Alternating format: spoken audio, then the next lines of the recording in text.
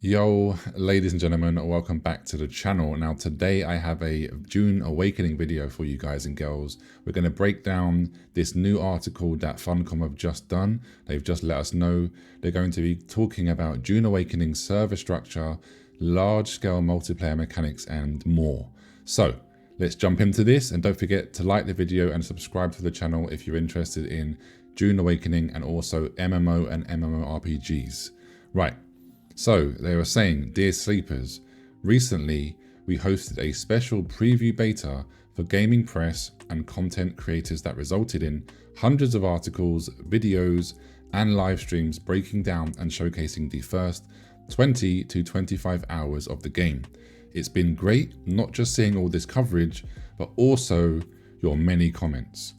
What the participants of this preview didn't get to experience is many, if not most, of the massively multiplayer aspects of Dune Awakening. As a result, many of your comments and questions were about those aspects of the game, and we've been keeping an eye on the many discussions that have come up across our community channels. Now is a great time to address some of the questions that have come up. So, Dune Awakening is a mix of genres. Dune Awakening is an open world, multiplayer survival game on a massive scale, with content and mechanics you have not seen in combination before. Labels can be weird, especially when you're making a game like this, and a while back we decided to drop MMO from our top level, one-liner description. Many of you have been asking why did we do this, and the reason is simply that we saw expectations were veering too far into the classic MMO RPG paradigm. At its heart, Dune Awakening is an open world survival crafting game, and while it has many typical MMO features, including the massively multiplayer aspect, it's important to be clear about what the game is and isn't. But let's take this opportunity to clarify this further. Survival open world crafting at the core. In Dune Awakening, you will find tons of classic survival elements. Surviving the environment is a challenge. You need to stay hydrated, stay out of the sun and its scorching heat. And you need to manage environmental dangers like the sandstorms and radiation. It has resource management. You must harvest resources, process them, and use them to craft anything from armor, vehicles, and weapons. Dune Awakening, of course, also has spice. Building is hugely important. You start by building a simple shelter before unlocking crafting recipes that lets you build towering fortresses. You need to manage power and ensure that you are protected from the destructive sandstorms. It's a sandbox, no pun intended. Nothing is level gated. So if your friend wants to give you the best rifle in the game 5 minutes after you arrive on Arrakis, that is fine. If you somehow obtain an ornithopter and manage to make your way to the deep desert in your first hour, good luck. Okay, I love that. I do love that. There is, of course, so much more that makes it a survival game, but anyone going into it will recognize many familiar mechanics and some very new and unique ones. Where Dune Awakening goes beyond the classic survival formula, Dune Awakening has you playing in a persistent world shared with several hundred other players. It's not a single player game. It's not just co-op. You're not just playing on a small server with a few dozen players. Dune Awakening goes beyond the typical survival game formula by introducing a large-scale multiplayer world and large-scale multiplayer mechanics. Beyond just numbers, there are also several mechanics in Dune Awakening you will recognize from MMO games, but also other genres. Here are a few. So we have a slew of social gameplay features, from server-wide chat to proximity voice chat to players being able to form groups, open trade windows, and create guilds. There is a worldwide, we'll get to what worlds are in a minute, trading feature fueled by the in-game Solari currency called the Exchange, where players across multiple servers can trade items. Think of it like auction houses that you see in many MMOs. There are social hubs where players from many different servers in the same world can congregate to socialize, trade, pick up contracts, and also talk to NPCs. There are NPCs that you can talk to with branching dialogue trees, many which send you on missions that can be very similar to what you find in MMOs and other genres. There are dungeons, what we call Imperial testing stations, that you can brave alone or with a group, offering both story and loot. There is a multi-act engaging storyline to follow, complete with in-game cutscenes, NPC dialogue, and missions that you'll be sent on. You can choose to join the Atreides or the Harkonnen, building up reputation with them that unlocks rewards, such as unique crafting recipes and building pieces. It offers more than just crafting progression. It also has multiple player archetypes, schools of the Imperium, where you can mix and match different passive and active abilities. Now this sounds really cool, guys.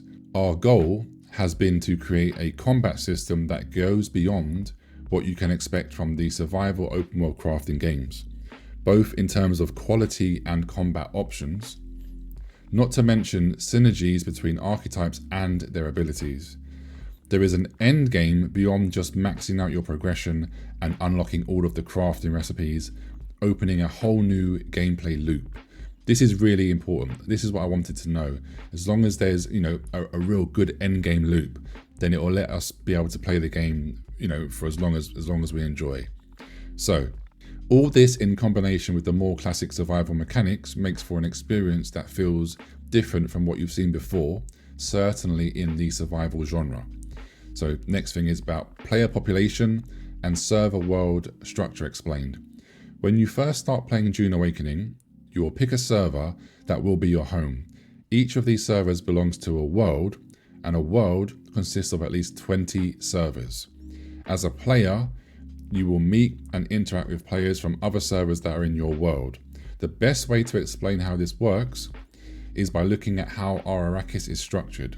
Our Arrakis is made up of different and separate maps, some larger than others. You move between these maps on the Overland map. Here are a few of the main ones. So we have the Haga Basin. This is where you start and where you will always return. The server you picked has one Haga Basin map. It does not instance. Your server is basically your Haga Basin, shared with several hundred other players, with up to 40 playing concurrently.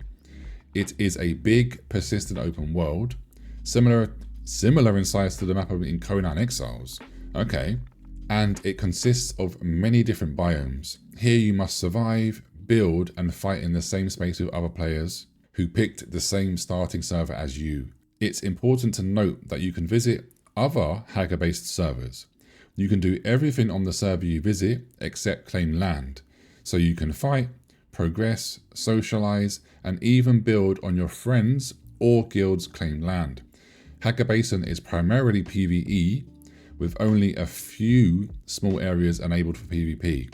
Interesting. I wonder how small these areas are. And also, what are they for? Is it just for like a dual zone, or is it for resources? Social hubs. These are settlements, Arrakis and Harko village, where players cannot build, drive vehicles, nor engage in PvP. But instead you go there to trade on the exchange, talk to NPCs, and pick up contracts. And of course, socialize with other players. Here, you will meet players from all of the other servers in your world. Once a social hub is full, an additional instance is spawned, similar to how it works in many MMOs. The Deep Desert. This is a massive, seamless open space, several times larger than Haga Basin. I believe they've said it's about 9 times the size. It is primarily a PvP map with only a few small PvP areas. This is where players will fight over control points and where battles will occur over massive spice. You will also find many different points of interest, including Imperial testing stations, promising new challenges and rewards. Once per week, a massive Coriolis storm will sweep across the map, changing the locations of resources and points of interest, and players will have to fly out to discover everything anew. If you want to get technical about it, it consists of several maps that are seamlessly linked together, meaning you move across them seamlessly without any loading screens. While we are all still fine-tuning the population for the Deep Desert, you can expect hundreds of players here spread across its many POIs. The deep desert is designed in such a way as to organically spread players across it, preventing all players from huddling together in one small area. You share one deep desert with all the other players across the Haga Basins in your world. So once you leave your Haga Basin, you can meet other players from your world, either in the social hubs or in the deep desert. Then we have the overland map. As mentioned above, you can move between all of these different maps through the overland map. Here you fly your ornithopter on a top-down representation of the northern hemisphere of Arrakis, and you can fly from your Haga Basin to a shared social hub or the deep desert. Movement on the overland map costs fuel, and time costs water. As you fly around, you will see other players from your world who are also flying around. Oh, that's cool. There are other maps as well, but we will save those for you to discover. This setup gives us incredible flexibility in both how we can expand after launch and how we can provide so many different gameplay mechanics. Whereas other survival games would tie a server to a specific map, and then when an expansion launches, you would need to abandon your base or progress on one server to start fresh on a new one with the new map. We can simply add more maps that you can travel to from the overland map. Yeah, this is really interesting actually. This allows us to expand the game without ever having to force people to choose to abandon their home or their progress. Yeah, I really like that. It also allows us to create a game that offers a mix of all these different gameplay mechanics. You have land claim and persistent building of bases in Haga Basin. You have large-scale multiplayer with a constantly changing world in the deep desert. And you have the social hubs with all of the options that they offer. You can move between any of these, and you can even visit other people's Haga Basin servers to play with them. To put it simply, this is survival on a massive scale. Now, this is when they're getting to the concerns that I had as well. So concerns regarding load and server queues. We've seen several comments expressing concerns about server load and queues. We certainly expect heavy loads at launch, and that is why we're preparing accordingly. Servers that fill up are impossible to completely avoid. Same as with all games that operate with the populations Dune Awakening does. But rest assured, there will be thousands of servers grouped together in hundreds of worlds available at launch. They will be spread out across the globe, offering low latency connections in North America, South America, Europe, Asia, and Australia. If we see that we are nearing capacity, we will be able to spin up more. This is not our first rodeo. We have launched several MMOs and survival games over the past 25 years, and we have a robust set of tools and processes in place, managed by an experienced live operations team. What's important to note is that while a Hagen Basis server can support 40 players concurrently, the way populations ebb and flow over the course of a day means that it still supports several hundred people picking that server as their home. This has been rigorously tested during closed beta, and we have systems in place that will restrict too many characters being created on a server that is becoming too popular to minimize the chance of servers becoming full. Okay.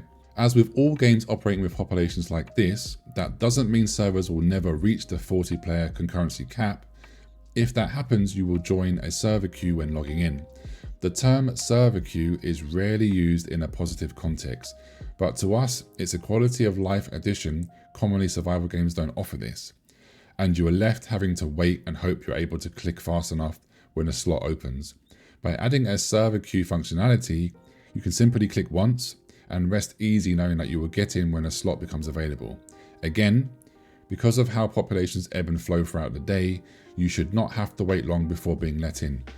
Okay, I understand their process. It's just we're going to have to actually see how this actually pans out, but it's fair enough. Servers can be filtered by location as well as language, and you will be able to see which servers your Steam friends are playing on.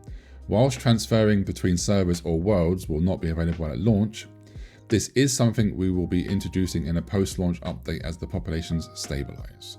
Remember that you can visit friends on any server belonging to the same world as your home server, and you can do everything including building on a friend's land or a guild's base except claiming land on a server that you are visiting.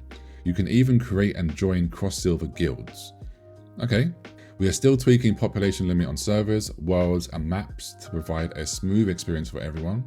And we have the flexibility to do so even after launch, as we get an even more complete picture of how people play. Yeah, that's what I'm saying. They're gonna have to wait till the game goes live to really know this. What about single player and private servers? What's hopefully clear after reading the above is that much of Dune Awakening's unique brand of fun lies within its large-scale multiplayer mechanics. While the game does not have a single player or offline mode, it doesn't mean you can't enjoy it alone. You have to connect to a server and play in a multiplayer environment, but much of the game is perfectly soloable, and ultimately it's up to you if you brave Arrakis alone or with others. The game is not launching with private servers, but we do plan to introduce them in a post-launch update. Because of the game's focus on large-scale multiplayer mechanics, it's important to us that we retain that part of the gameplay, and our goal is to introduce a system where private servers belong to groups of other private servers that all share social hubs and a deep desert. Yeah, okay, that sounds good. In this case, you will still have a private Hagar Basin that only you or your friends will have access to. Now, to wrap this up, to define Dune Awakening, we've had to talk a bit about what it is not, because it doesn't fit into any single genre's box. As most people would know them, it has a survival core, a pretty unique server structure, and several important online multiplayer features. We believe Dune Awakening's server structure, where hundreds of players flow seamlessly between different areas of the game world, is doing something other survival games is not. One thing that has become more and more apparent to us as we have been developing this game is that you need to experience it to fully comprehend the scale and complexities of its systems.